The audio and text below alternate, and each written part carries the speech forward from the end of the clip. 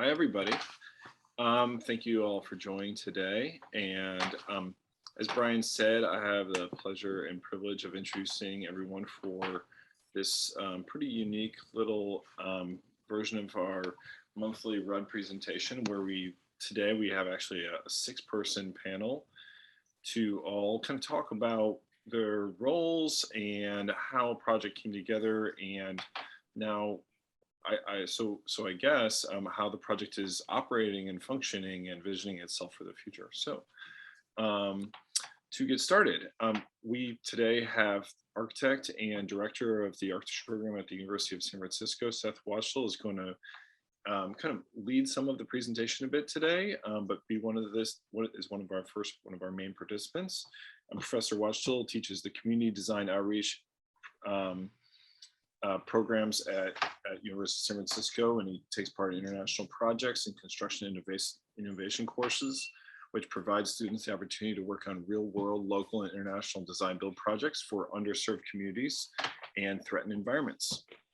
And I'm looking forward to hearing how he's participated in this project for the last 5 or so years. Sally Hinman has been engaged in arts-anchored work to create justice with or for homeless, unsheltered people in the Bay Area for the last 34 years. In 2007, she founded the subject of our talk tonight, Youth Spirit Artworks, a youth-led jobs training organization, which she continues to serve as executive director. In 2016, Youth Spirit Leaders initiated efforts to create its Tiny House Empowerment Village as part of 100 Homes for Homeless Youth campaign, responding to the dire affordable housing crisis faced by young people locally. Reginald Gentry has lived in the Bay Area, mainly Oakland and Berkeley, his whole life. He works as the social media manager, board vice president, and assistant project manager for Youth Spirit Artworks in Berkeley. Reginald joined the organization in August 2015 and has been involved on the project since 2017. Rolf Bell brings lifelong passion of community wellness expressed through a consistent generation of innovative solutions and superior results. And he has been the volunteer construction director at YSA Tiny House Empowerment Village since 2018. And he's the principal of Green Living Builders. And we have Denzel Villanueva, a student at University of San Francisco architecture, a graduate actually of their architecture program, who participated in early master plan designs and was active during the building process of the village. And Alan Sanese is entering his final year at the University of San Francisco architecture program and participated in the design process of the built design of the village. And with that, I will turn it over to Seth to lead the presentation with everybody, and hopefully we can have a somewhat curated presentation by Seth with participants as he sees fit for the first half of imagery, and then hopefully really open it up for lots of questions and conversation with all of the rudders here tonight, as we always like to do during RUD presentations, and make it a little bit more of a Socratic seminar. Okay. Seth? Super. Thank you for that intro. I'm going to share screen here.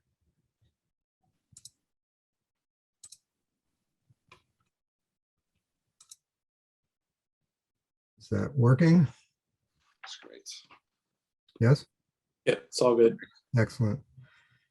So as mentioned, I've been directing the program for 17 years and teach through collaborative design with students and community partners. And today's conversation is about the amazing work with the East Bay nonprofit Youth Spirit Artworks, led by Sally Hinman. This began with a phone call 4 years ago. The realization of the YSA Village is a dream come true for the youth who conceived of the idea.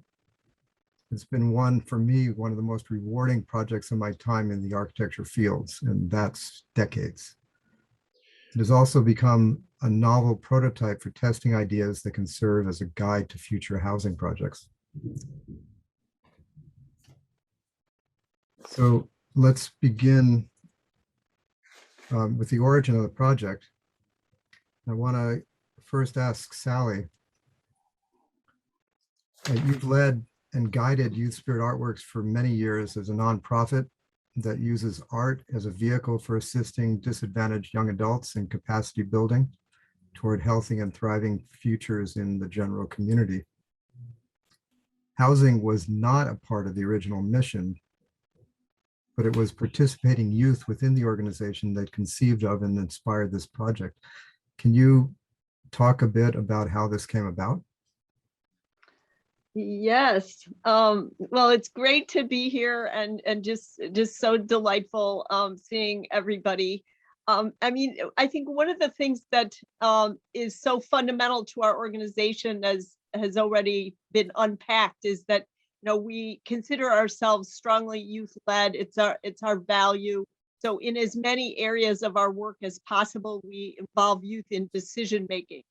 And the way that this project came about for us, we're a jobs readiness program working with unsheltered and generally and other underserved young people, and another youth that feel called to be with us for whatever reason.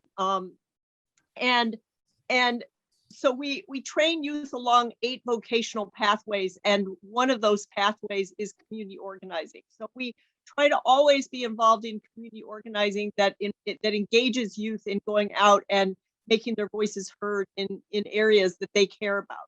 And back in 2016, you guys may remember the El Nino rains. And it was a time when it was pouring rain all winter long. And I think some of us that work with homeless people were just dreading another day of seeing people in their drenched sleeping bags, in Berkeley and Oakland on our sidewalks and in alleyways. It was just an awful, really depressing winter. And we were open 70 hours a week that winter as a shelter for homeless youth, as a day shelter, because the youth shelter in Berkeley closed at 8 a.m. and opened back up at 8 p.m. That was all that they could afford. And so youth didn't have any place to go during the day. So we had 40 youth from the youth shelter that were spending basically 70 hours a week indoors at Youth Spirit Artwork right here in this building that you're looking at with the guy drinking coffee outside. And so we started to have, kind of in our usual way that we do things, we started to have meetings with the young people to talk with them about, what are your generative themes right now? What are you guys passionate about? What's going on? What do you feel like doing organizing around? And we began to have meetings every other Wednesday about doing a project and engaging people in some kind of organizing campaign. And really soon, the first meeting identified that these youth from the shelter were just exhausted from sleeping on the floor at the local Lutheran church, not because the church was not kind and loving, but because they weren't getting placed into housing because any of us have housing to offer them. And so they were just in a state of inertia, not able to move their lives forward and just desperate. And their energy was just being consumed by, this state that they were in, sleeping on the congregation floor. So we began to have meetings of the young people about, responding, and they came up with this idea to create a tiny house and ultimately to build a tiny house village. So that's where the project originated. It came from the youth, from the things that they were going through every day, that they just felt so strongly about, that was needed for them. Thank you. That's great. So let's talk with one of the youth. Reginald Gentry, you were at the very beginning. You guided the initial phases of the youth-led planning of what this village could be. And can you share how the idea formed during the first months of the project and how the thread of those initial ideas is still present in the built project we see today? Yeah, so the project began in 2016. As Sally mentioned, we had some of our youth program participants speak internally with staff members about ways in which we can combat the homelessness crisis. And we came up with a tiny house to start with building a prototype first, and then it blossomed into a village. But it's obviously been a problem for many years, and our youth, unfortunately, a large majority of them have been dealing with, housing insecurity and other insecurities. But The beginning of 2017 is when we actually started to do planning with construction and architectural work for the first prototype we did. And that was for the majority of 2017, from March to November. We had a big grand opening unveiling for it. We had 50 plus people come by and get pictures of it, get a tour of it. And over the months and years, we just blossomed into a village. Great. So this particular slide, I just would say this was a second meeting of our group. So you've got in this picture, you've got local housing activists, homeless activists, and then a whole bunch of youth from the shelter just right here. You've got a woman over in the corner with her dog. I think there were a couple of dogs that made it into the picture. So anyway, this was a very historic photo of the second meeting, I think. Right. So 2016, as I said, was when the project started, and that's when the internal meetings were being held. And then the next year, when we were doing the prototype with the construction, architectural work, that's when we started to have more external meetings that were still being held at YSA here in the studio. But we were having more architects and contractors, people who weren't YSA participants, come by and give us their input and advice. That's right. So Sally, can you speak to the decision-making that went into the selection of the old Omega Salvage site on the side of San Pablo Avenue in Berkeley, the initial site for the project? Yes, and first, I just want to make sure Reggie has a chance, since he was at this particular meeting. Reggie, do you want to tell them about what this slide is? Yeah, this was March of 2017. The man on the left is John Trey Brown, who was the volunteer contractor. And the man sitting at the computer is Dan Edelson, who is a volunteer architect. And I'm sitting to the far right. And then the other three people are youth participants, who all of us were involved in the prototype construction and architect work. And as I said, it was from March to November of 2017, which is when the whole process for the prototype was taking place. And Dan was showing us on the computer how to use SketchUp, which is a 3D program model, like 3D model program. And we were just experimenting with different tools and different shapes and everything to construct our own tiny house prototype, ideally on a virtual aspect first, before we actually start with the real construction. So that's super cool because this was, when the youth really were getting their ideas out about exactly what they wanted to do. So that's another really historic photo. This was quite a bit later.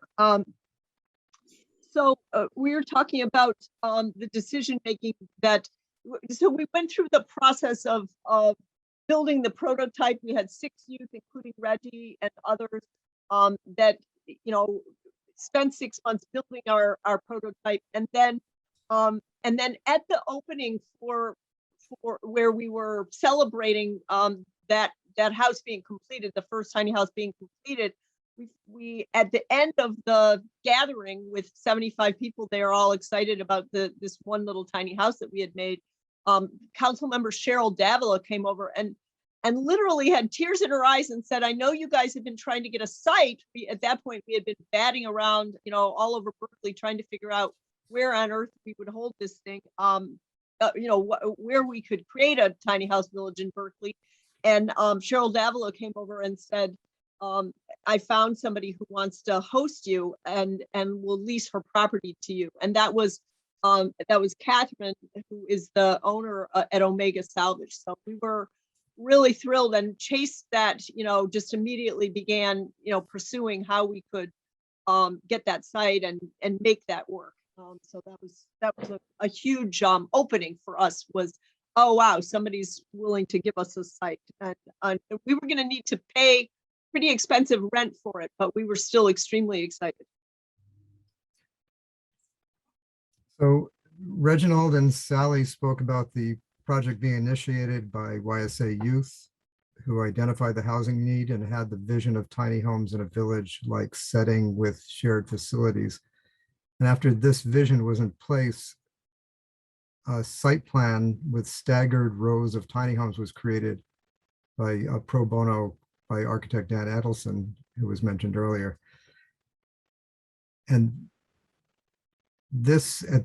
after this point is when I joined the project from a phone call from Dan to see if there was time to take this on.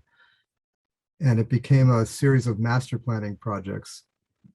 So in that January of 2018, I introduced the project to an upper division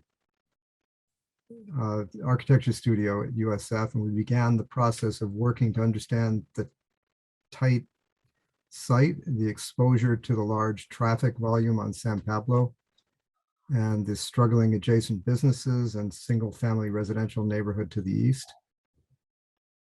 Moving forward with the design, working with the youth and with YSA staff, we were challenged by conflicting motivations. On the one hand, YSA youth were the leaders. They had strong feelings about how they wanted to live together in public and private. We had a business and property owner who was a great advocate of what the youth wanted to see happen, but with concerns about property value, neighbors' reactions, and future development possibilities. And we had a neighborhood that was concerned with vagrancy and crime, who possibly held preconceived notions about the very population we were working with on the design. So balancing this, at the time, it was decided to wait to engage neighbors until the project first moved to a design concept level before organizing a neighborhood meeting to share the ideas and beginnings of a layout on the vacant property. We'll go back again. The youth met with me and USF architecture team at the nonprofit offices and at the site. The YSA youth and Sally came to the university to discuss design ideas with the team as part of the team, and this process created a conceptual design that was developed to the point where a community meeting seemed to be the next step in the process. Let the neighbors see the rough idea, meet the young adults, and be welcome to join in a vision of housing bright, eager, but currently unhoused youth. The presentation by 5 YSA homegrown Berkeley youth was excellently done. These young people dressed appropriately for a public meeting, speaking clearly and honestly about their challenges and the desire for opportunities toward a better life. And Cheryl Davila, and the city council member at the time, was sitting up front to be part of the process. I was at the back of the room, and it was lovely to watch and listen. But what we hoped for was not to be. Those neighbors who showed up, not all, but the majority, had come prepared to see the worst and to say no. And they did. It was rather ugly. Things like, how do we know they won't break into our cars and homes, play loud music at all hours, deal drugs?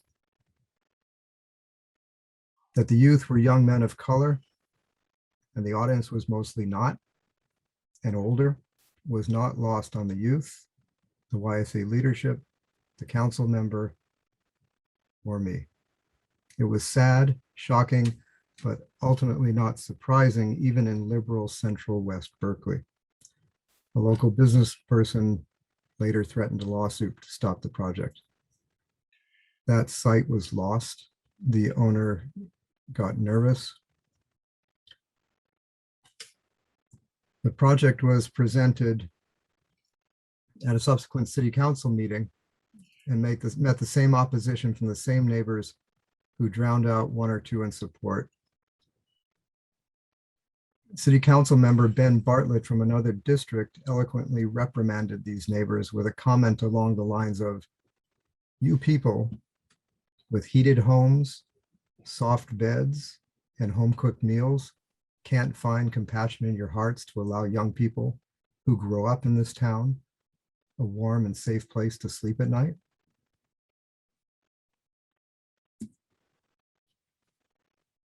Reginald, would you like to add some of your experience here?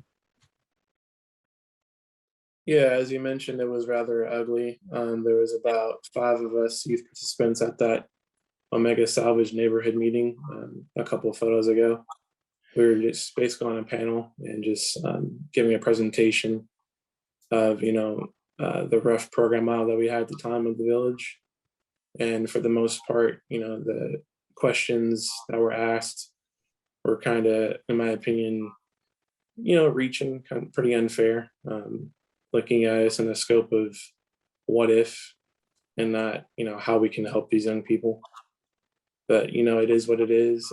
I'm actually the one who got this photo. I was actually kind of uncomfortable taking the photo, but, social media manager, I had to keep everybody updated with, how the project was going, and as well as just for documentation purposes. But I wasn't the only one who felt uncomfortable at that meeting, but I think it was at least better for us to have the neighborhood meeting and try to attempt to get, neighborhood buy-in, because we do care about, where we were going to set up shop.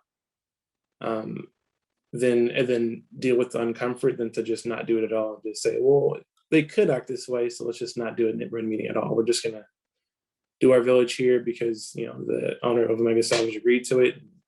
His neighbors are going to have to deal with it. But, we had to deal with what we had to deal with at that meeting, but it is what it is. And my peers, four of the peers, youth peers who went, felt pretty much the same way, as well as staff who attended that meeting, just uncomfortable. But it was necessary, unfortunately. And there were lessons that were learned, and we can talk about that later. So it was, in the end, useful, very useful. So we moved to a new location in West Oakland on Brush Street, adjacent to the 580 freeway. And the decision to continue to build tiny homes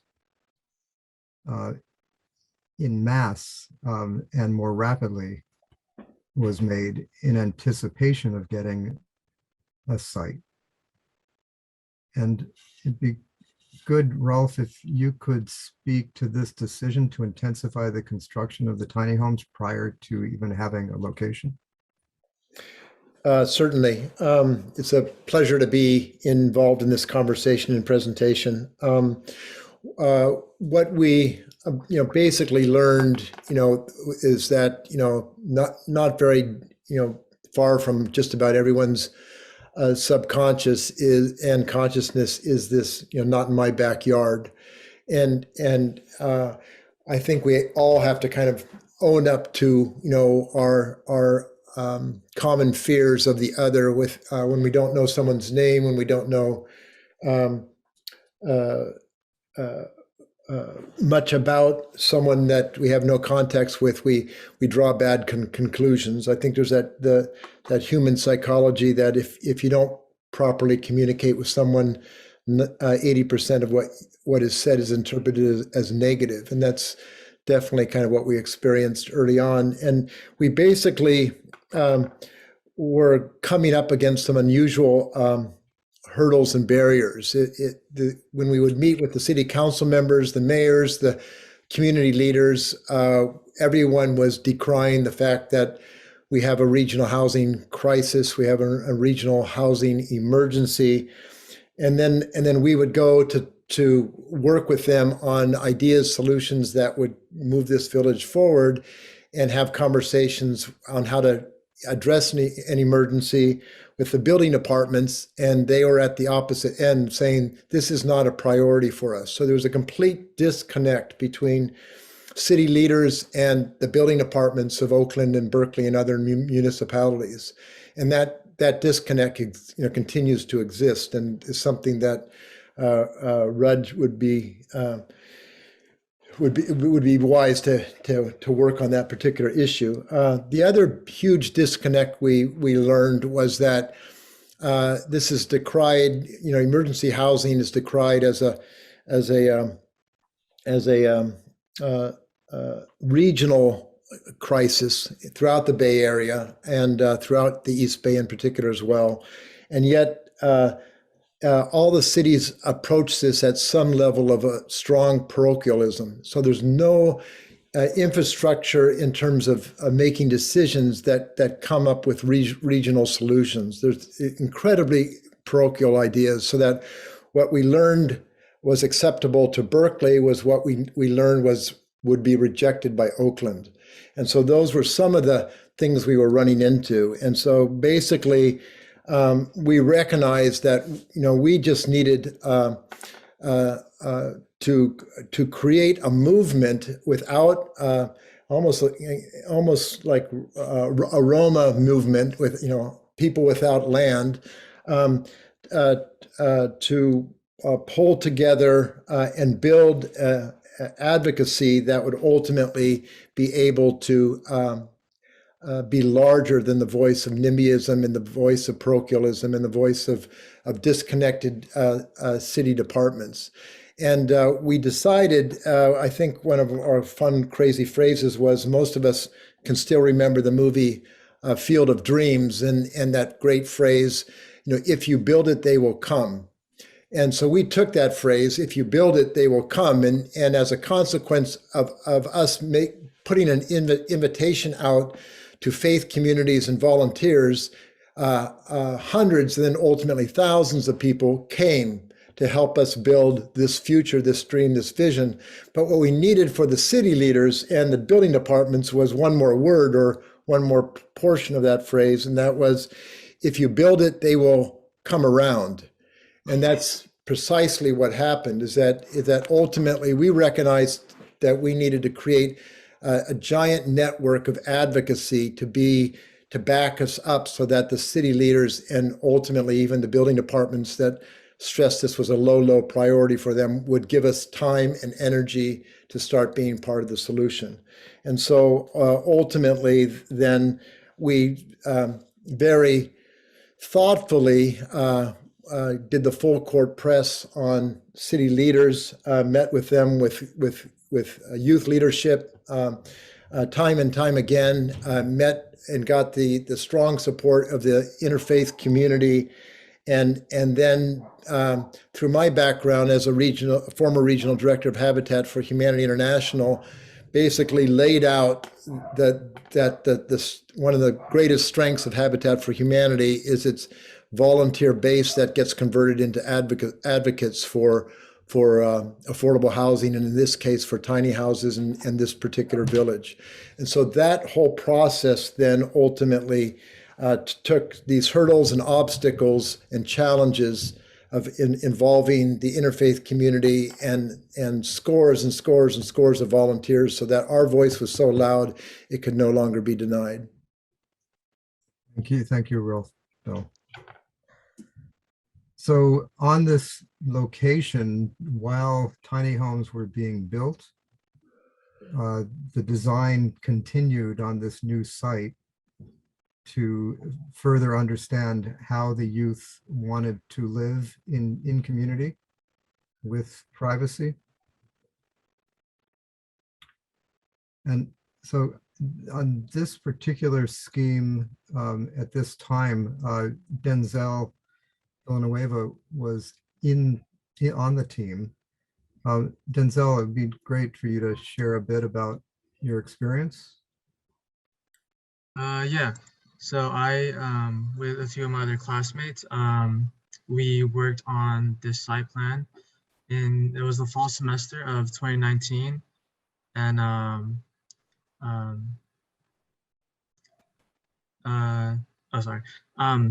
it didn't obviously didn't fall through, but it did have the same concepts and ideas that is seen in the current village, as there was a community and kitchen and dining yards in the original site plan, as well as garden beds throughout the whole village. And we did make it a priority to have outdoor common spaces for the residents, both public and private. In the slide before, there was like a big common area in the middle, like that. Yeah, as you can see there. So there is similarities to that in the current village, but because like it is at an angle, this site it was formed a bit more differently, and throughout the village we like furnished seating areas to make the residents have more of a private space kind of feel. Thank you. And on the site, more tiny homes were being built. And this one, I think, is at the Youth Spirit Artworks main offices, yeah? Yeah, what's valuable with this photo is that we spent 8 weeks training 72 house leaders.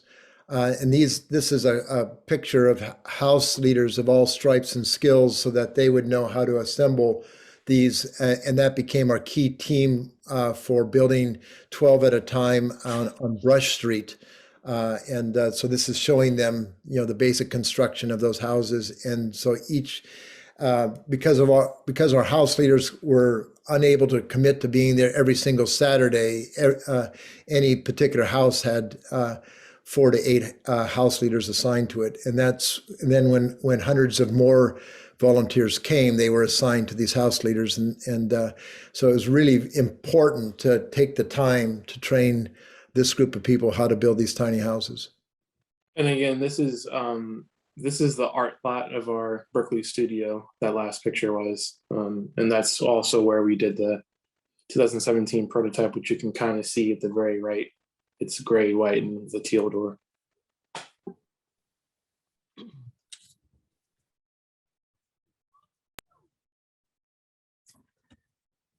So much of what was developed on that site, all of those houses became tiny homes on the new site on Hagenberger.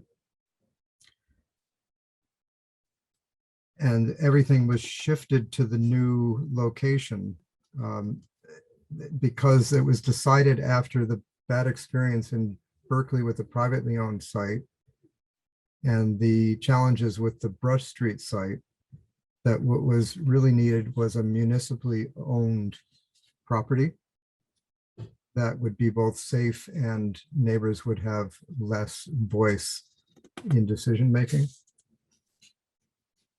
It'd be good if Rolf or Sally could talk a bit about the challenges that stopped the progress, and then something about the interactions with the cities of Berkeley and Oakland and their lists of property choices in that search.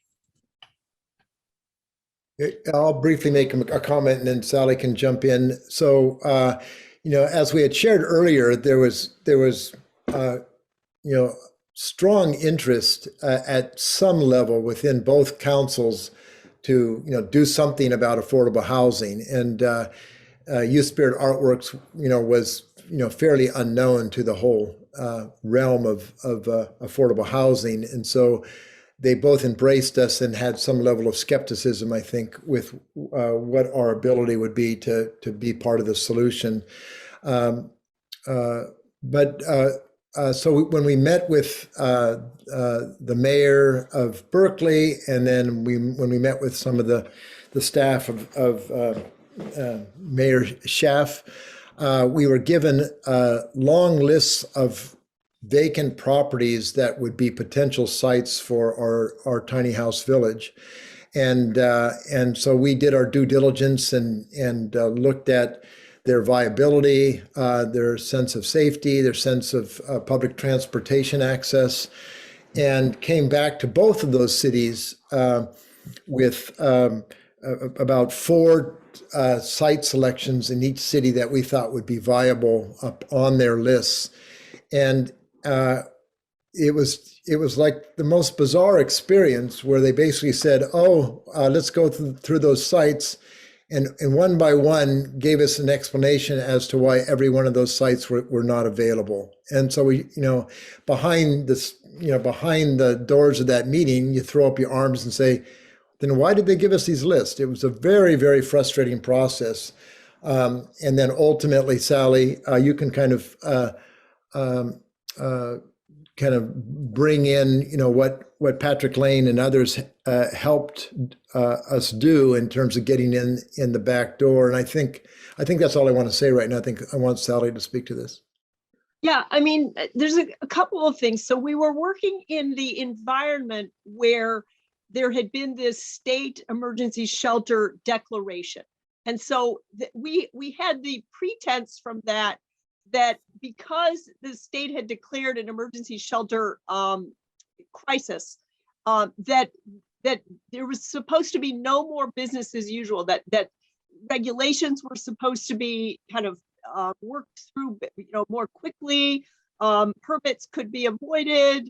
Neighborhood process wasn't supposed to be, stopping projects in the same way. But what we found was that politics did not change with the emergency shelter ordinance. That even though we had this mandate that supposedly, no more business as usual, in fact, what neighbors thought and kind of the politics of what's going on in any given block still had a huge impact on everything. And so kind of as we got a little smarter, I would say, or a little more savvy about what we were doing, we had invited the religious community in to join us. And I think at our lowest moment, I could never, not mention that, kind of at our lowest moment, we had sent all these letters out to congregations and hadn't heard back from anybody. And all of a sudden we get this call from Rabbi Rebecca Stern from Temple Bethel, and Temple Bethel had made this decision, or was considering making us their 2-year Tikkun Olam project, like the big focus of their organizing as a Jewish congregation in the East Bay. And just when we were like, oh, well, we could never do this, Berkeley hates us, we're getting nowhere, all of a sudden Temple Bethel was saying, we love you and we want to be with you, we want to work with you. And so from the support of Congregation Bethel and really the Jewish community totally stepping up as our incredible allies of our youth, who stayed at meetings till 11 o'clock at night and were just so wonderful with our young people. We brought together this whole interfaith base of congregations, ended up being 45 interfaith congregations, so that by the time we were going to meetings with all these heads of the departments, we had, like, if you go through this photograph, you can almost name the clergy that the congregation that person belongs to, and their clergy that we had involved in our organizing that we mentioned or brought with us to the meeting with them. Over here on the left in this picture is Joe DeVries. Well, his rabbi, David Cooper, was totally involved in our project. His people from Kahila had been building our prototypes. And so this was kind of one of the big strengths that we started to have. And then in addition to that, we had it just very coincidental, like there was this confluence of things that really propelled us forward in the end. And the interfaith religious community support, just huge. The leadership from our youth and our youth coming to all of these meetings and being just so articulate and so impressive and so smart and passionate, about what they wanted to do. I mean, yeah, these are just, youth at meetings. They went to meeting after meeting after meeting and had so much patience, and you see them in those meetings. How can you say no to them, And then we had this coincidental thing happen where a friend of my husband's, whatever, ended up being retiring from being the economic development manager for Oakland. And Patrick Lane, knew every department head that were the main people that we were going to have to deal with. And we just ended up calling Patrick and saying, hey, what are you up to? You just retired. And this person that already knew everybody ended up joining our steering committee and getting really involved in our project. So we had these things that, and the other thing that was really important for us is that the city had was working on this Tough Shed project. I'm sure you guys are all familiar with that. And we had our property management partner at the time was Darren Lowndes and Housing Construction of the East Bay. They were doing the Tough Shed projects, all the Tough Shed projects for Oakland at the time. So Darren kind of came up with this idea that we would pitch ourselves as the youth Tough Shed project. Even though we weren't Tough Sheds, we'd say we were like a Tough Shed project, only we were tiny houses. And we can be with you and we'll be like those guys and just say yes to us, and we'll be just as easy to work with because you're already working with those people. So we had all these, things that came together, and the city of Oakland wanted to do something interesting and innovative. And we ended up, because of our, all these different things, the youth, the congregations, these people that were involved, able to kind of come to the top of the heap and be really competitive, and for the city to decide they wanted to make us their first legal tiny house village. And so, and all the while, I want to say, just the religious community, we really decided early on that we were going to be an unstoppable group of people, and there was a spirit involved. A lot of us are from the religious community, and there was a lot of prayer. Let me tell you, however you want to think about theology, spirit was at work in this project, and so anyway, it was central. Let's say central. So anyway, that's kind of what I was going to say about that, and so we were able to get the city of Oakland to give us 2 acres of land at 0 cost in a 3-year renewable lease. And we were just thrilled that we were able to do that. And it sort of cut through all of the which site could work, because they just ended up choosing a site for us. So these are some of the tiny homes that were being built during that political process on the Brush Street site. Yeah, it took a lot of moxie and faith and boldness to simply choose to build 12 at a time with no property or place to put them. And we were just convinced with the momentum that we were creating with all these volunteers that once at the end of when we would have them done, the city would have to come up with a place on where to put them. And ultimately, with Patrick Lane's good help, that's exactly what happened. I think that thing we mentioned earlier about the state emergency ordinance, that was really the confluence of the homeless crisis in San Jose and the firestorm crisis of Sonoma County that was primarily responsible for creating that emergency housing ordinance. So it took initiatives from the homeless community, initiatives from burned out homeowners in Sonoma, an unlikely kind of coalition that created that state momentum for an emergency crisis ordinance. And that was the key piece that we were, the key opening, the key crack in the opening within the cities that allowed us to get our foot in the door and ultimately, get this project looked at, viewed, accepted, and now celebrated. So this is the final location on Hagenberger. The site is an old warehouse property that borders the east parking lot of the Coliseum.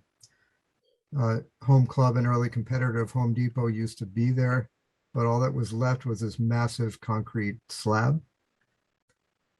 And this was the site where we began our final design process in January 2020. All concrete, no exposed soil, no trees, no nearby buildings, very exposed, very windy. It was so windy that on one of our first visits, the temporary fences were on their sides and Sally was literally blown over Twice. by the wind and her fall was cushioned by the chain link fence that was on its side.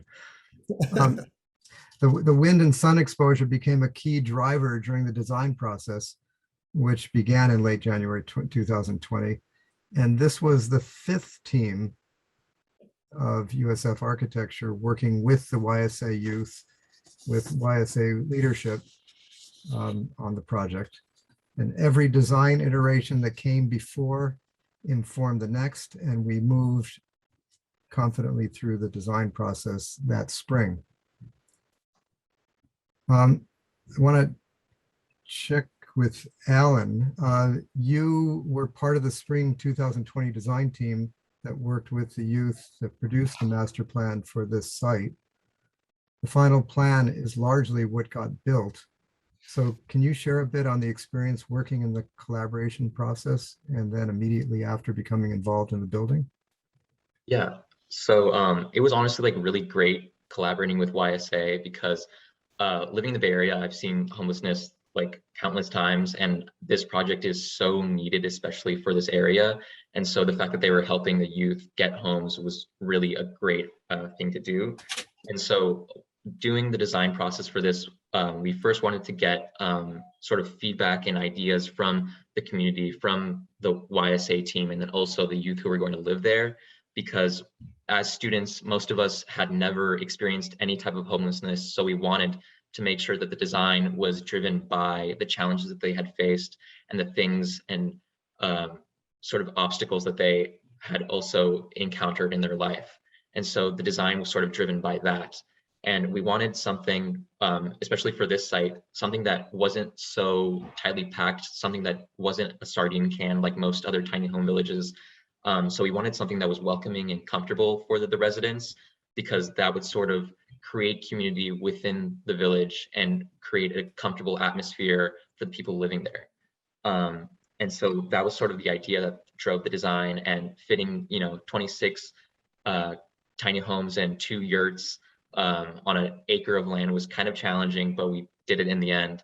And honestly, it was just very empowering to work on this project, both in the design process and then also, for the construction and doing sort of the layout of all the tiny homes on the site itself.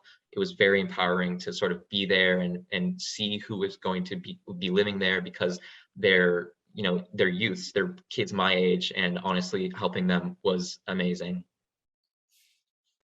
Yeah, that's the beauty of this kind of learning at the college level in architecture, is the engagement with the community and the opportunity to actually get involved in building what you were connected to in design.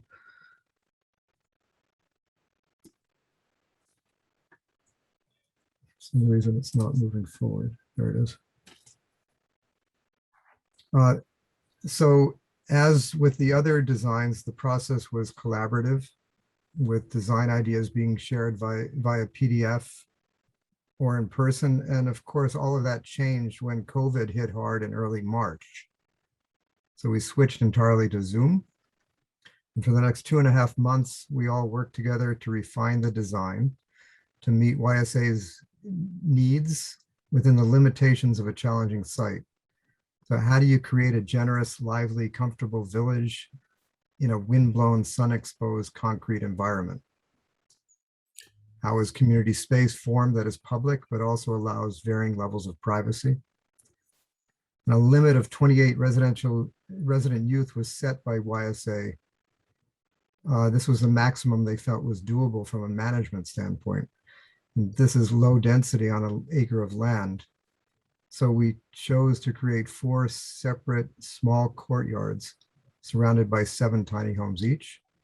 The main entrance from Hegenberger led to the main pathway through the center of the village, with security and bike parking at the front, and then many dozens of raised beds leading to the 30-foot diameter community yurts, one for kitchen and dining and the other for community hangout and laundry.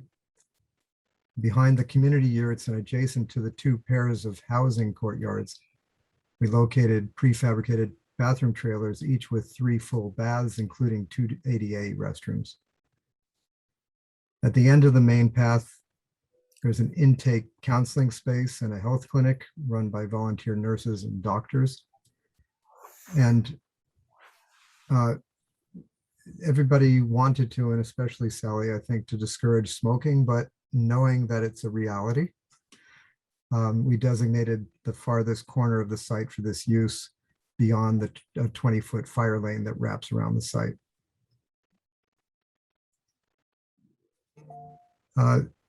Rolf Bell and Sally, the master plan was completed in May 2020, and construction of the site began at the beginning of June. It was amazingly fast. Can each of you speak to the design build process on site, construction, and constant community engagement? Sure, I'll jump in. When we received this site, as you saw it previously, it was just all concrete. And one of the biggest challenges was we needed sewer lines, water lines, and conduits for our electricity. So before this photograph was taken, it looked like World War I trench warfare, where we dug up 900 linear feet of trenches, sometimes going down to 6.5 feet, and needing to tie into a sewer line 500 feet away with a massive 10-foot hole for a industrial-sized ejector pump. That's all was all done before this photo was taken. And but what was really one of the ingenuities of working with art, youth spirit artworks, is the art, is the artist, is that energy that goes beyond construction, goes beyond form, and ultimately creates an energy and a positivity and a celebration that I didn't expect to see something as wondrous. And so it's starting to show up in these photographs as, if you recall the earlier slide of just basic, painted, glorified bedrooms, as you're starting to see some of these custom murals on the tiny homes, and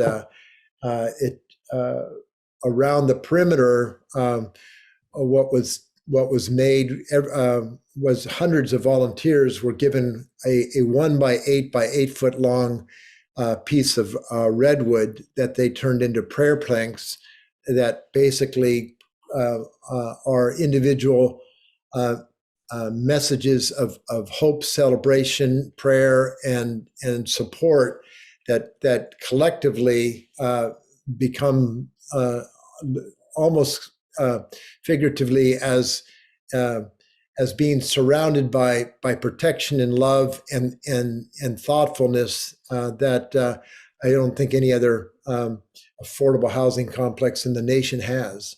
And in this particular picture, that art has not yet shown up, but you're going to see it soon in the ensuing photographs.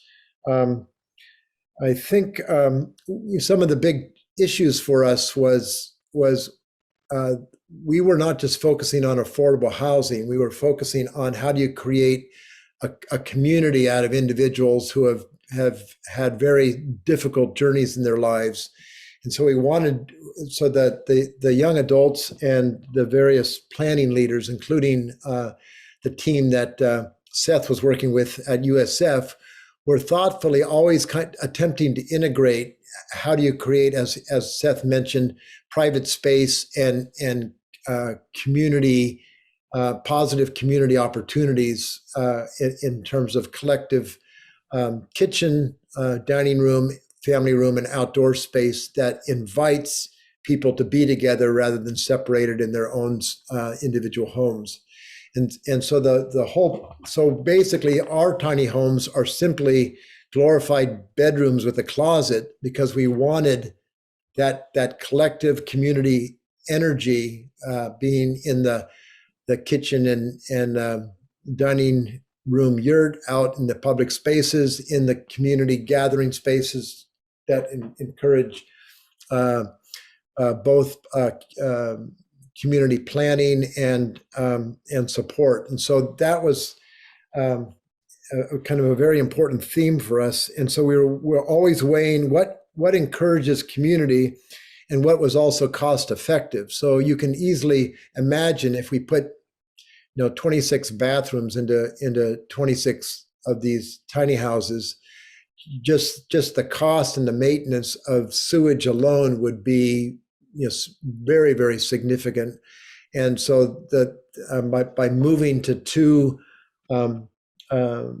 bathroom trailers it allowed us to design a village with 2 sewer lines rather than 26 or 28 sewer lines. And so we were constantly thinking about what the trade-offs and the benefits were in those types of choices to minimize the cost of our infrastructure as best as we can and maximize our opportunities for the creation of community.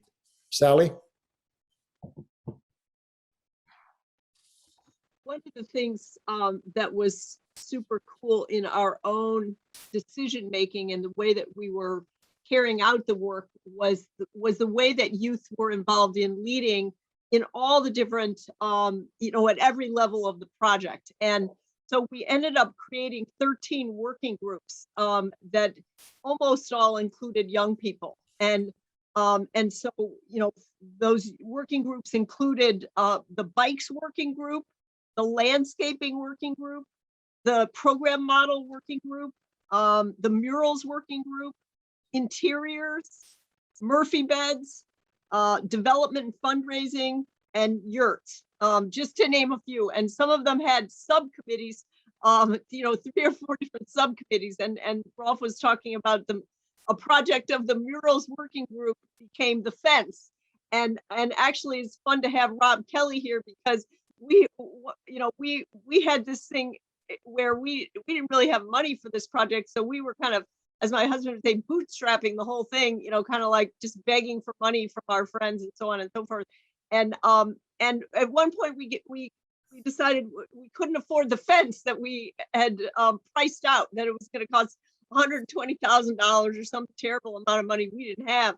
And Rob Kelly said, let's just build our own fence. And we were just like, oh, we couldn't do that. We're going to make this ugly, horrible fence. And anyway, Rob Kelly convinced us that we could build our own fence out of these planks.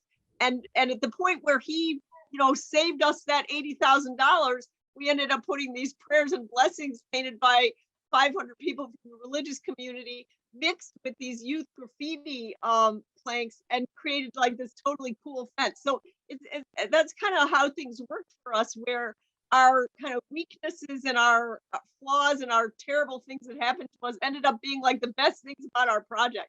But one of the coolest things ended up being our murals working group. And the murals working group was very rigidly controlled by youth and youth artists. And I managed to get myself on that committee just to say a few things from time to time, but murals working group had really strong opinions, and they made a plan for the fact that there were going to be all these murals. They were going to make guidelines for the murals, and then they were going to accept artists to apply, and then they were going to curate these murals. So we ended up having over 100 murals in this mural park. And then after that, somehow, and this you can see in this picture that, as Rolf was saying, there were just a few. This is when we had, through COVID, we ended up having 250 campers from Camp Keto.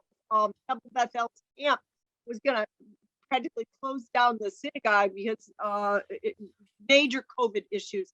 And they ended up having their campers. They were able to hold camp because they had our site as a place that their campers could be during the day, because they couldn't be at their shul. And so we had 250 campers, like 6th graders, all here painting prayer and blessing planks. So that, I just love that picture. It's so one of our classic pictures. But anyway, the art from the murals working group ended up just being amazing. And we had young people as young as 14 painting murals on tiny houses. They invited a few adult allies, but not many. So if you were an adult, you were very lucky, because really the youth were only going to have a few of you. And then we somehow, at one of these sort of quarter of midnight, submissions of a proposal, we ended up getting money for a ground mural from the East Bay Fund for Artists. And 9 of our youth participated in painting a 1.5 acre ground mural on the whole floor of the tiny house village. And that has ended up being one of the just utterly beautiful things that has made the village super interesting and unique. So there's a lot of different pictures of the artwork at various stages of completion. We have over 100 planters, and you can see that those ended up being painted bright colors. So color, and then because we had 3,000 volunteers, it was like a shared canvas. Everybody had their part that they participated in, making this happen. And so just so many people brought creativity that it just, the cumulative piece that they created through everybody's efforts was just amazing. And I don't really think, and Rolf and others, could chime in on this. I just can't imagine that if one person had attempted to, envision this and carry it out, it just never would have been as amazing as it turned out. It's like all these different people brought these different gifts, and it all was at play in this just super dynamic way. So anyway, it was just wildly fun to be a part of. Yeah, and the art theme for me is probably my favorite part of the Tiny House Empowerment Village. And Sally mentioned over 100 murals. I mean, we can dare to even say, about 500 if we're counting each of the individual plank pieces, which most of them are their own like little murals. There's some plank pieces that are next to each other that are, just a wider one piece mural, just spread out into more than one plank. But, for the most part, they're all individual little murals. So you can even dare to say like close to 500 murals, because the fence surrounds the entire perimeter of the site. And then you have at least, 2 murals in each of the 26 tiny houses, and then including this ground mural that you just showed right here, which is our most recent artistic narration. And this is, covering the entire site, 1.5 acres. We've had a number of youth participants work with a local artist by the name of Pancho Pescador. We've done murals with him in the past. They've worked on that mural for about 3 months. We just finished it about 2-3 weeks ago, I believe. So there's so much art in the village and color. It's just beautiful. And for me, I just feel happy looking at pictures of it, let alone being in person. It really does elevate the village way beyond simple housing. It becomes a celebration. Makes us special. Seth, I'm guessing we have a lot of people who want to ask questions and begin a discussion. Do you want to kind of just wrap it up for us before we do that? Yes, we're quite close. This was the opening celebration with the mayors of Oakland and Berkeley. And the slide I think we saw.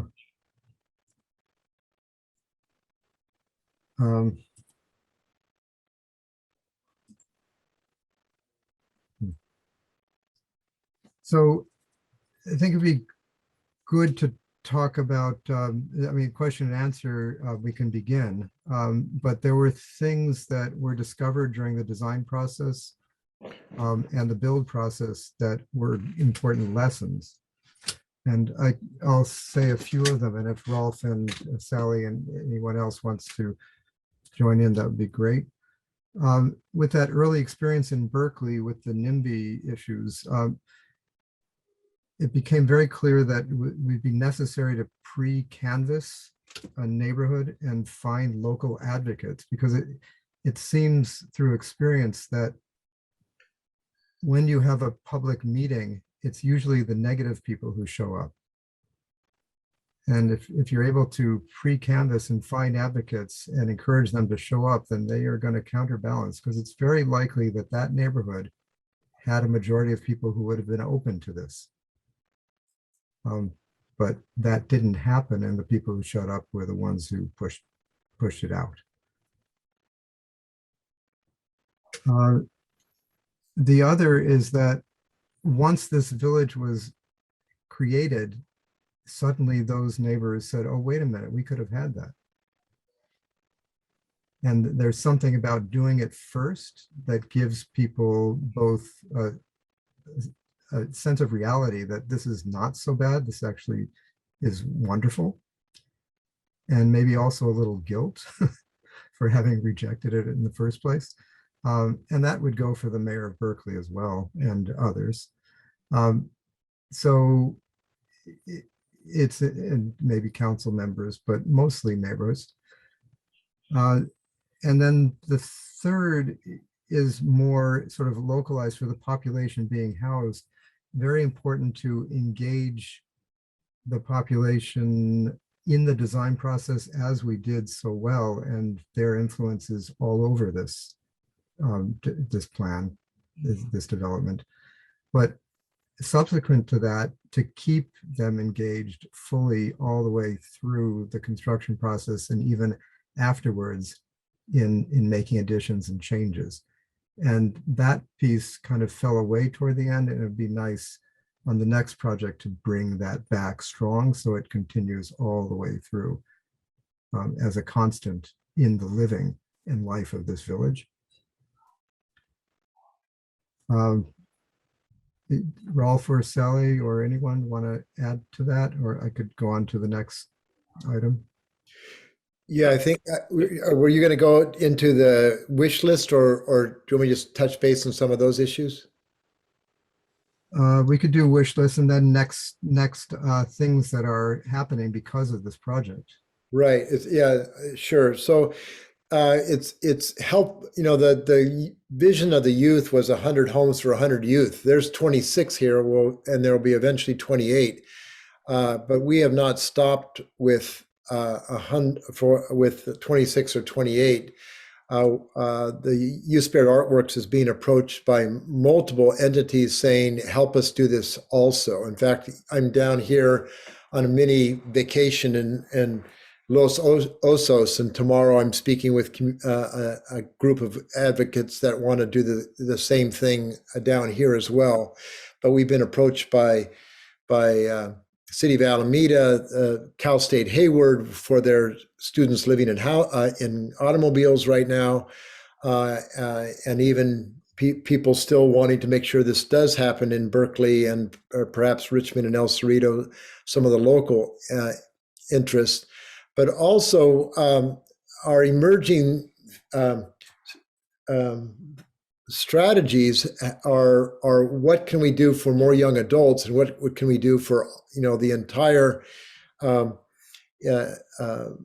unhoused population on our streets. And we've come up with a rather dynamic pilot project that we've proposed to the city of Oakland, where we're going to look at 4 infill lots to put 2-story semi-constructed prefab homes that we then build out with our volunteers and young adults as a training opportunity, a vocational training opportunity.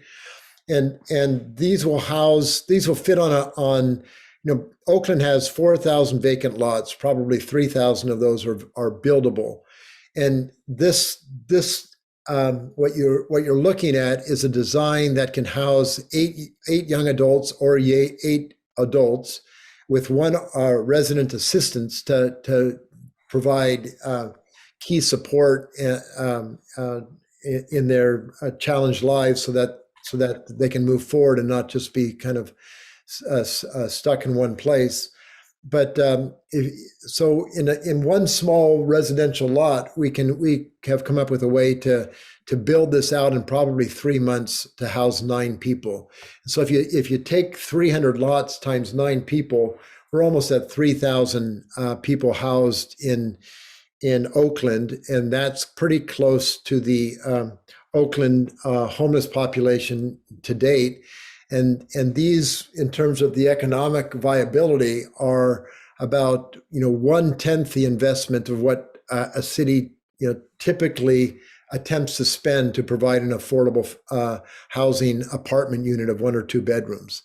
And so when we think about going forward, we're never going to house our homeless with the equation that we currently have, where we're spending $400,000 to $600,000 for 1 or 2 units of housing. That the math just does not work. And even when the state of California has a massive surplus like it fortunately has right now, it doesn't come close to for the math to work. So we have to think differently about providing dynamic shelters that are a fraction of the cost, and this design element that we're looking at, provides one of those opportunities.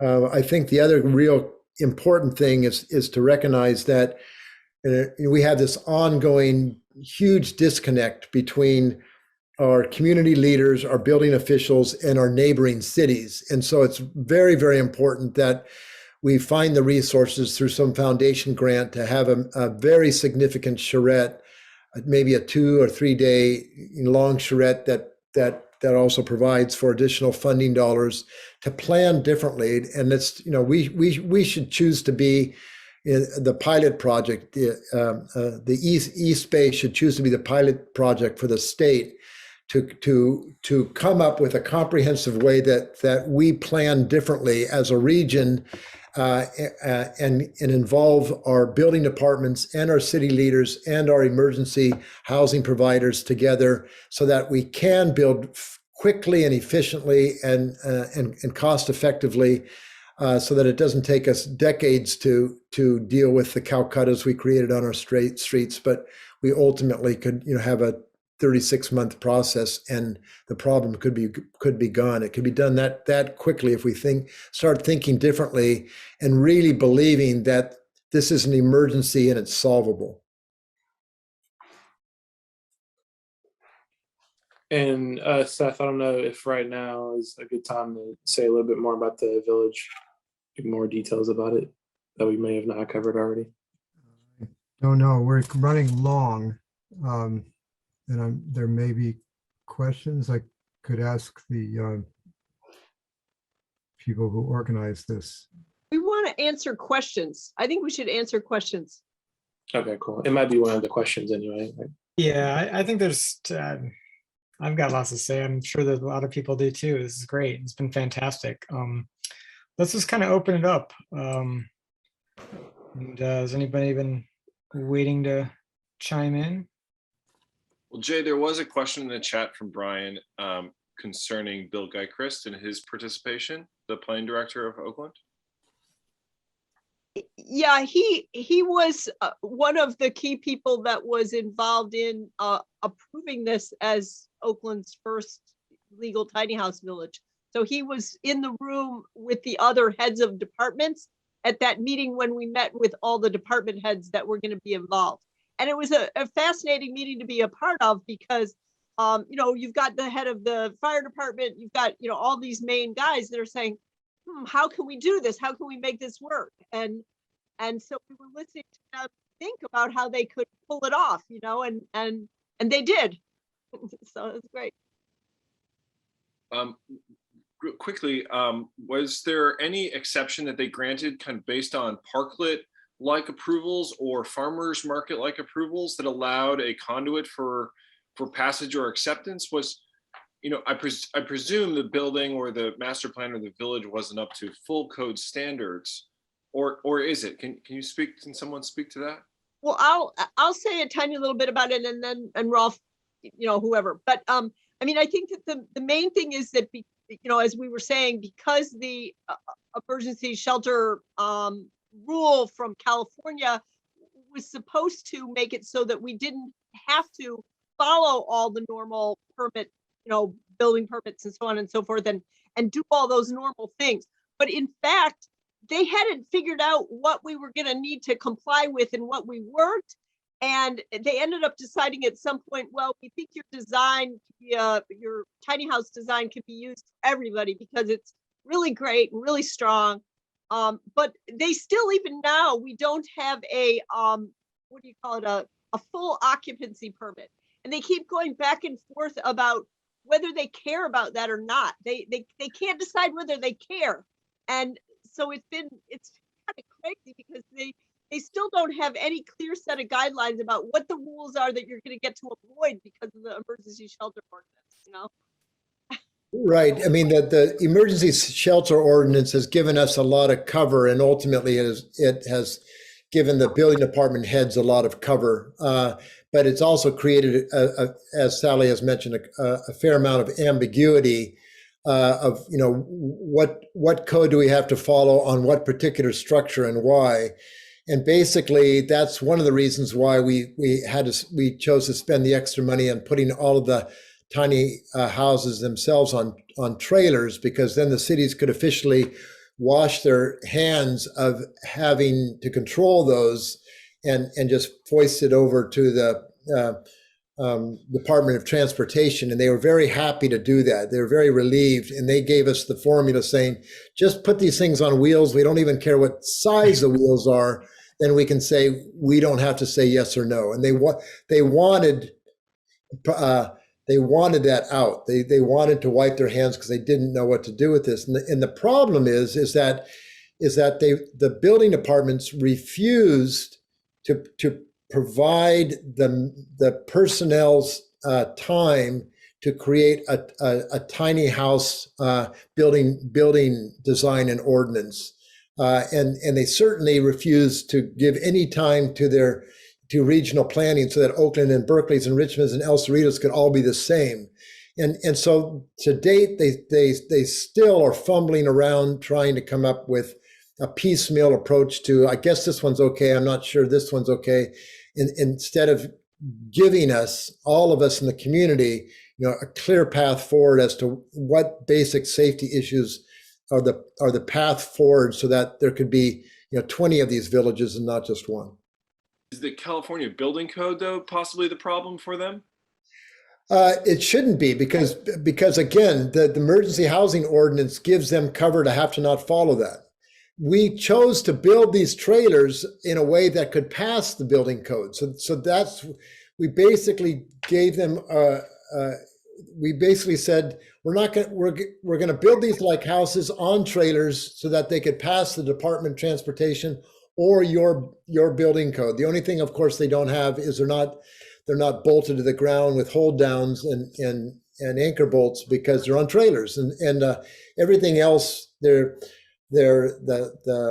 insulation, the structural integrity, the seismic strapping, they're fireproof. They're built in such a way so that no heating elements will be used except in the warm floors between the subfloor and the main floor. We added safety feature on top of safety feature so that they couldn't come up with a way to object. I just want to add one more funny thing. I mean, we're still meeting with the city of Oakland this week, where they were kind of, I don't want to use the word hounding us about this occupancy permit. And I ended up saying to them in this conversation, listen, do we need to get you a letter signed by 200 local clergy telling you it's okay for us not to have this full occupancy permit? I mean, it's like, what does it take? And in answer to the question about people moving in, half our youth moved in February. Rolf bought a bunch of solar collectors at an auction, and even though the PG&E wasn't yet turned on, we were able to move in half the youth, and the other half of the youth moved in April. So we built all through COVID, 3,000 volunteers, 2,000 during COVID, and then they were able to move in during COVID. So the whole thing was a crazy miracle. I have a question about like the ideal location. It seems like you've been given some sites you pursue. The city said, "Oh, we have these," and you haven't really had the opportunity to really think about what's the perfect site in the Bay Area to do this, or maybe it's not the Bay Area. And then what in that perfect sites, or in these sites that you've explored, what particular things are unique to the site that you bring to your village? Or is the village really a standalone thing that doesn't relate back to the urban environment that it's located? Well, I think a bunch of us really are committed to the idea that tiny house villages can really be perfect for land that is in transition. And that if the proper incentives are created by municipalities and the county, et cetera, that developers and landowners will have the incentive to actually make their land available, even though they may be in the process of developing it 6 years from now. And so we see a lot of potential there. And from the meetings that we had with different constituent groups, we found that there was even more potential. So Rolf started talking about that. The 4,000 vacant properties in Oakland, and that's just got a lot of potential. Yeah, we really need some ongoing conversations with city leaders and county leaders, Alameda and Contra Costa County leaders, supervisors, et cetera, about working together with the cities to create very dynamic incentives so that any landowner or developer would say, I'm stupid not to do this. So we need to work together, meaning you and Youth Spirit Artworks and the faith communities on creating a dynamic package that could have such things as tax incentives, development fees reduction, property tax discounts, utility connection fee reductions, and an expedited utility service desk once their development, that they're given favored treatment with East Bay Mud and PG&E once their site is ready, instead of being put at the back of the line. Or all of us in this conversation know how crazy it is to work with the utilities in terms of their kinds of delays that to get thrown. That's a partial list of some good ideas of how we could package, could create a reason why someone would want this photograph, this drawing on their property rather than just vacant, ugly land. And what you're looking at is something that can be permanent for 20, 30 years or moved in a year. This thing comes apart. This thing is somewhat like a ship container, but different. And we're proposing that we receive some of these units that you're looking at on the screen, 50% built, 75% built, and 90% built. And we would use the 50% built out ones as vocational training modules for both young adults and adults to learn some of these cutting edge trades. What's so dynamic about what you're looking at is that what you're looking at needs almost no infrastructure. It doesn't need a sewer line. It probably does not need PG&E power. So we're looking at things that can quickly be moved in and out, that are very cost effective and are this unusual combination of permanent and temporary housing simultaneously. And so the earlier question about, is it adaptable to sites or is it a one-off that you just plop down? The answer is really it's per site, that it really should fit the context. And these are flexible enough to take any particular site and adapt the form and the stacking and the relationships to that particular place. And how they're finished on the exterior is also very flexible. So this is another design using the same components. This is on a dead-end street is the site for this one in Berkeley. The previous one was a standard city lot in Oakland.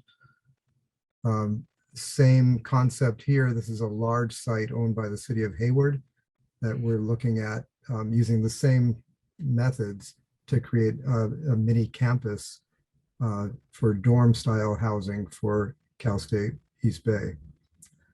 In reference to that, what you just saw was solutions to creating affordable housing for vulnerable or unstably housed people or homeless people on lots as small as probably 3,500 square feet and as large as an acre or an acre and a half. So we're looking at all the urban opportunities, but then there's former Mayor Eliu Harris is working with a team to go more vertical than what we can do with volunteers. For example, what you just saw photographs or drawings of is places where we can bring hundreds of volunteers to help finish building these out. That saves money and more importantly creates the yes in my backyard advocacy that all these neighborhoods are going to need. When your neighbors are building on these structures and not just a professional developer, and you've got your rabbi or your reverend or your imam saying, this is something that we embrace.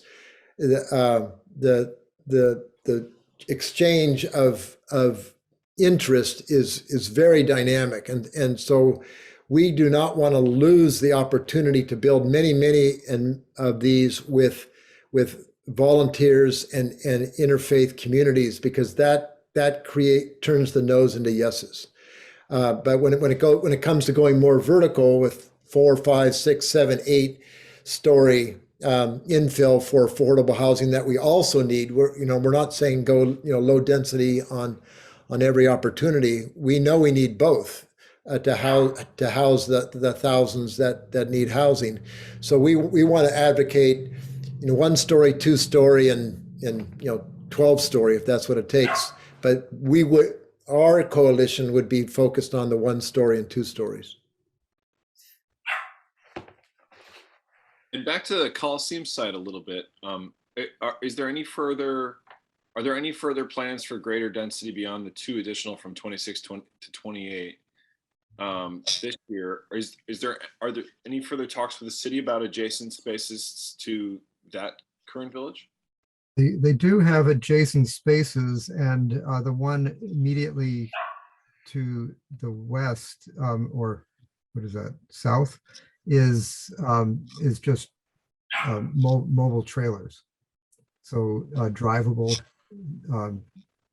trailers, and that has a kind of standard side by side, not very pleasant, a little bit like a prison. In terms of comparison of the visual and the experience. I think there's more property beyond that, closer to the Denny's toward the freeway.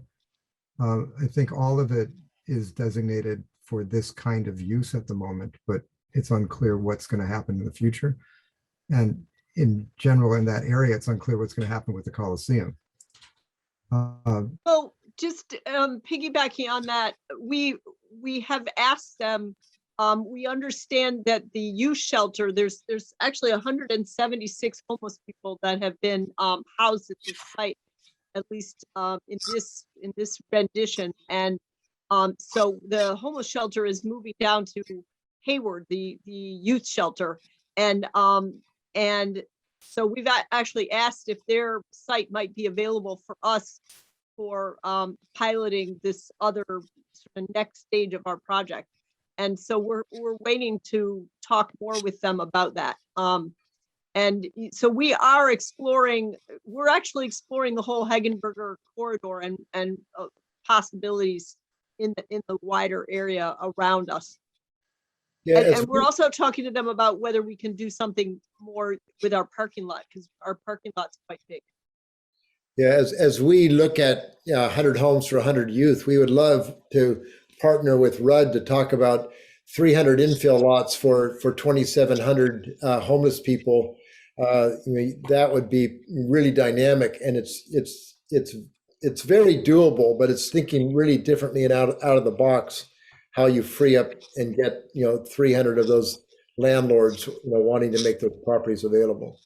And it's a political process as well. I mean, one of the powers of this project was the coalition of volunteers and faith groups and youth and the university and some politicians, but people need to be pushed. And it feels like it would be unstoppable if Rudd, for example, joined.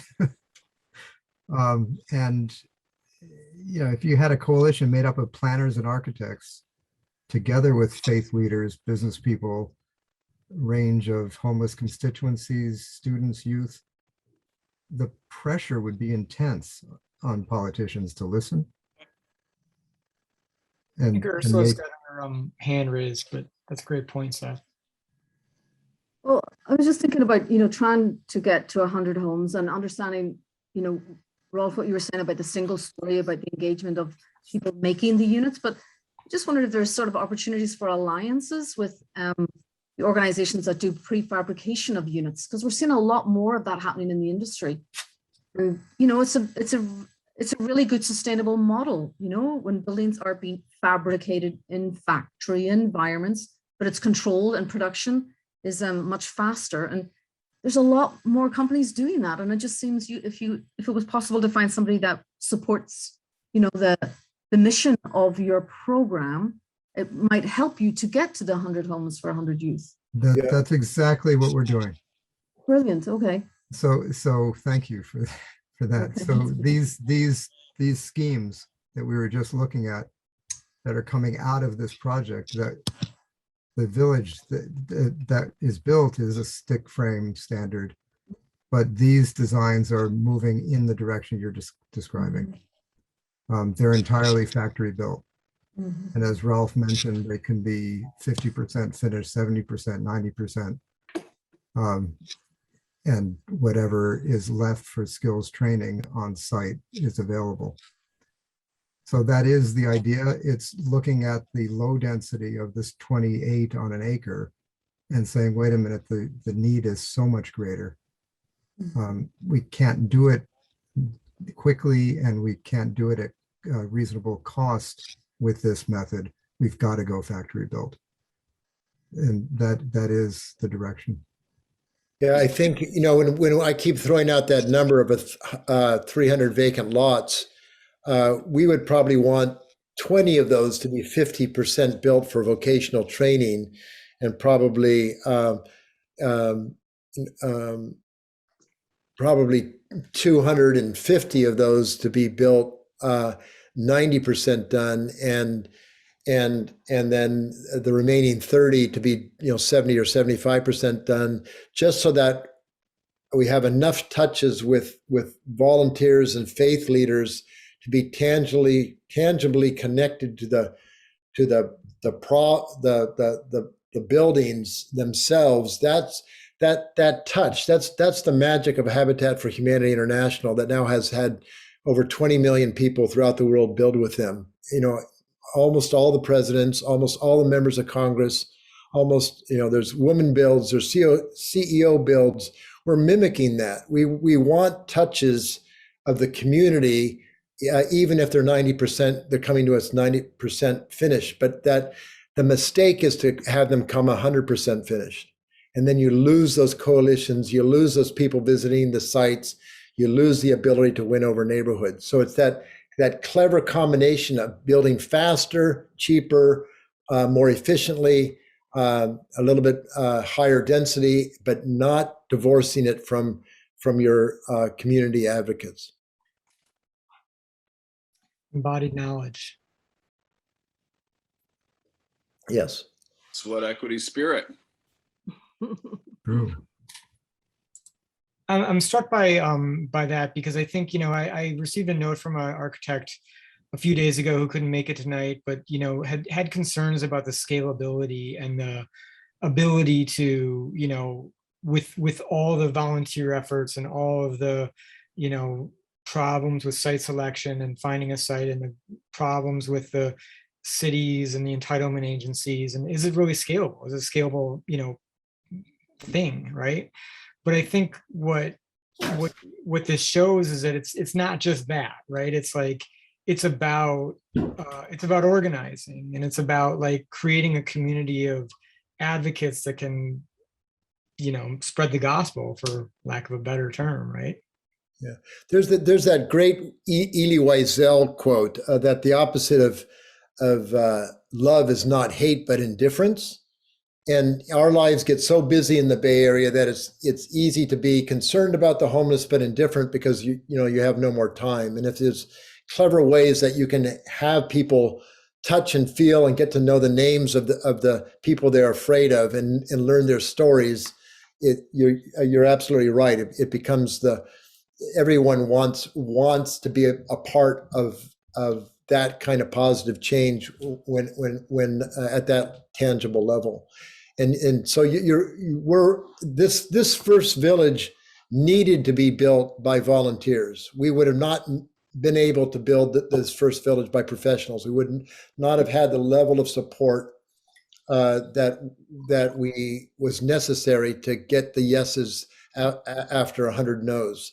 Now these mayors that were saying yes but not being very helpful have walked in this village, have said to themselves and their staffs, wow, look at this one, let's look at a tough shed, and then let's look at this one, and it's a no-brainer as to what type of spaces are are more important to the community when you have those types of choices. And so they have been won over through this process. So now all the ones going forward will be easier. And you're absolutely right that we need to then now scale this completely different without losing touch as to why this one was successful. And the other thing, and we're kind of looking at this in the city of Berkeley, but it's really applicable everywhere, is that the problem is not isolated. It may be that the mass of the homeless encampments are by the freeway on-ramps and off-ramps, but the problem is societal, and the way this country and the cities and rural areas are structured economically. And so it's everybody's problem. So what we're trying to figure out is how to, say in Berkeley, there are multiple districts, each with their own council member. Every one of them should be doing a village like this in their district, not just South and West Berkeley. It should be up along Grizzly Peak. It should be in the north and in the south, in the middle. So we're having conversations with neighborhood groups about this and getting them ready to advocate with their own council members toward this goal.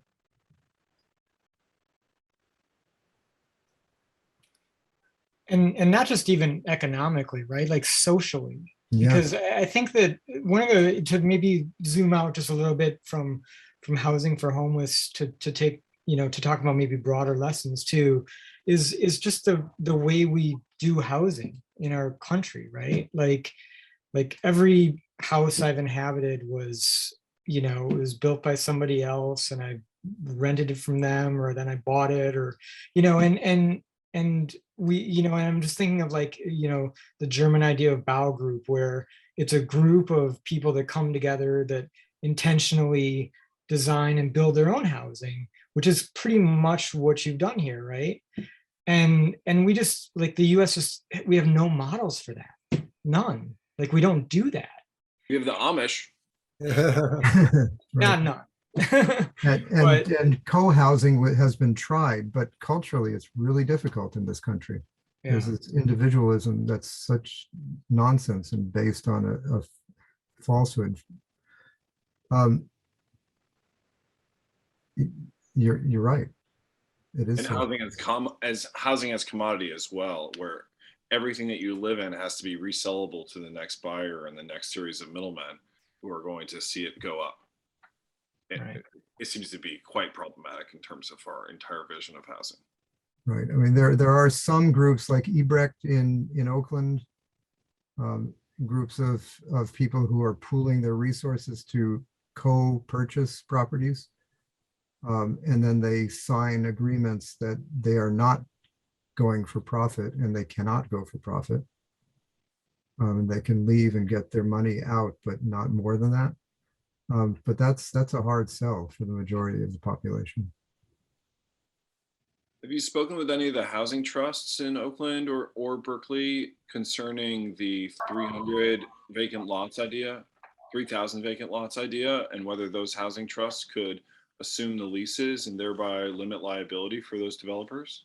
Well, our conversations, they were one of the main groups, sets of groups that we met with right from the beginning, in the very, very beginning. And one of the things that's been an issue is, with the land trust, they need to own the property. And so I think that if it was something where they would buy the property, then they could be involved. But when it comes to leasing, we couldn't get them to want to be involved. So that's where we are right now. I mean, they've been interested and we've been keeping in touch with them about different possibilities, but nothing's quite come of it so far. I just want to bring up the point and just raise highlight the point again about just one of the strongest elements of this project has been the whole concept of nothing about us without us. And the idea, why would we create housing for homeless people, for unsheltered people, that didn't include homeless people as the key people in the decision making about that? And I think that we ended up being, we feel like one of the biggest ways that we're a model is that depth of involvement. And on the one hand, I think we feel like we could have done better, like we know where we could have done even better. But from the standpoint of like the norm, we feel really, really good about the ownership of the decision-making by the people being served. And so when we talk about the project with other groups around the country that are interested in doing tiny house villages or youth tiny house villages, that is, one of the things we feel the most proud of, and that's, most important aspect of our model is that. And yeah, Germany, and just, where this can be done more, and just raising it up is super, super important.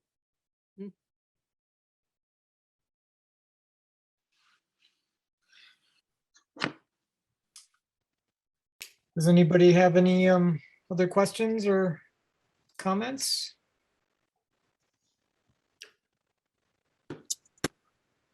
We're a little over our time, so I think if not, we'll maybe wrap things up. Thank you all so much. This was such a fantastic discussion tonight, and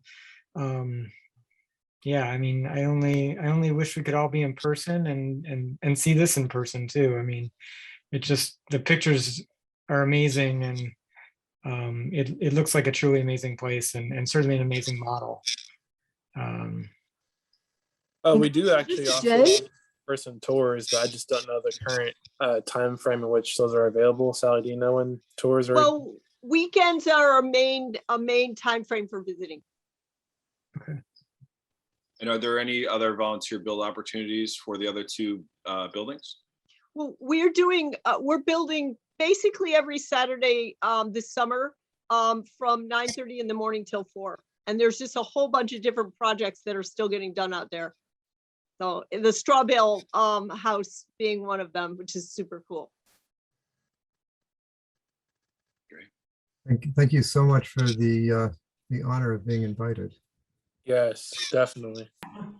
Oh, it's great to hear your story. Really impressive. Okay. Great, Yeah. and Sally, Seth, how can we, if people want to volunteer on a Saturday, they just show up, or they gotta? They actually can just Okay. show up. Yeah. And that'd be wonderful. 9:30 to 4, we provide lunch. There's burritos every Saturday and salads. And so, yeah, it's great. We're of course following, COVID safety precautions, mask on, hand sanitizer on site at all times, and 6 feet apart as much as possible. Yeah, the good news is that we've had a few thousand volunteers on site since COVID, and no COVID cases with our volunteers. So we've been very fortunate, but we've been very smart to be that fortunate. Right. Oh, Great. okay. Well, this is fantastic. I definitely hope to get up there in the next month or so on a Saturday.